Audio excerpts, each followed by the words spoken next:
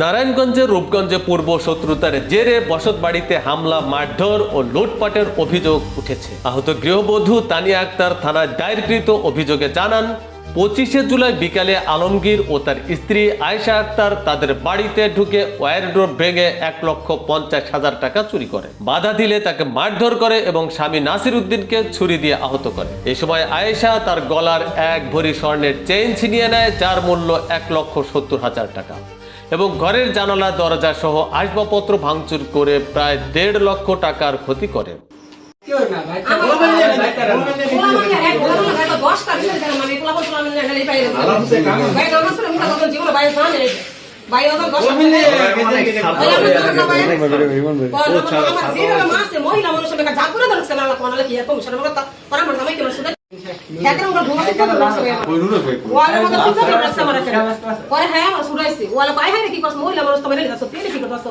পরে কেন জানি হেরা কইছে দেখ আপনার বোর মেরে তো কত মন মেরে মারছে সম্পূর্ণ দেখেন কি করছে এটা সিনো মিনো আছে ধরে না বুঝলে দেন কি করছে গালা বলা সট্টাতে মুরাইছে আলমগীর মাইতে এসে করতে পারবো পরে আমি কইছে আলমগীর তুমি অন্য আমার মায়ের ছোট তোমার মায়ের ছোট তুমি আমাকে বিচার আমার মায়ের কথা ফাইনাল আমার টান্দা দুইয়া এমনি কইছে নি তুমি কি আমার মায়ের মারছো কোন মাই সহ্য করবে সন্তানদের মানলে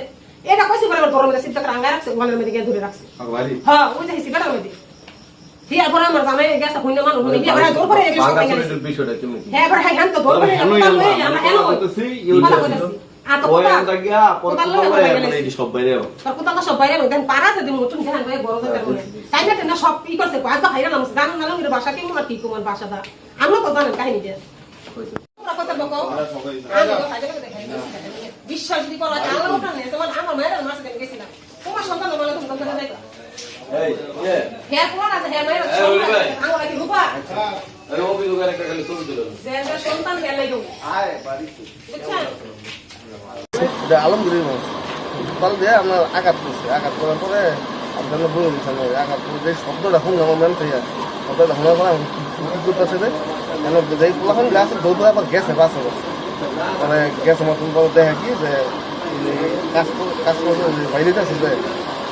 শব্দ তো আমি গেছি গেছি যে কাজ ফাজ করতেছে হেলাতে বলে ভুল দিছে হেলা পুলিশ না আছে পরে শহরে এলো তুলে এমন ধরিস আমরা হামলা তো মশলা যায় পরে অনেক হয়েছে আমি ধরে বাবু সকালটা পাই পাচ্ছি না খারা খালি করতে